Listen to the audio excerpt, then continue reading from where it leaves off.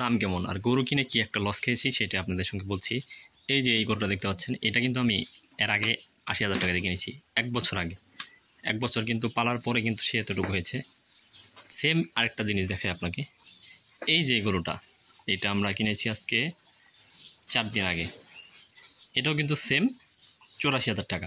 ডিফারেন্সটা কি এটা দেখাই, এটার বয়সটা একটু বেশি আর কি, আমাদের এখানে ২ দাঁত বলা হয়, ২ দাঁত।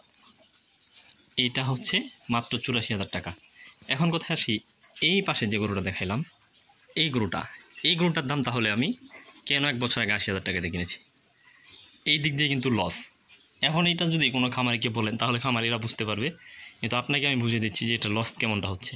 সেটা হচ্ছে এইটার পিছনে যে কাহিনী হচ্ছে, এই গরুটা যখন আমরা কিনি তখন আমাদের সঙ্গে গরুর বাজার ছিল একদম হাই। এটা কুরবানিদের কিছু আগে, ৬ মাস কুরবানিদের কিছু আগে গরুর বাজার তখন একদম হাই ছিল, বিদায় আমরা এটাকে ৮০,০০০ টাকাতে কিনে এখন যদি আবার বিক্রি করতে চাই সর্বোচ্চ ১ লাখ টাকা হবে।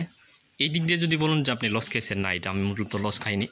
এটা হচ্ছে গরুর বাজার আপ ডাউন করছে, সেই জন্যই মূলত এখন লস ধরা যাইতে পারে। ঠিক এটার চেয়ে এইটা আর এটা কিন্তু সেম। এটা যদি দেখে একটু, এটাও কিন্তু সেম, অর্থাৎ সেম বয়সী গরু।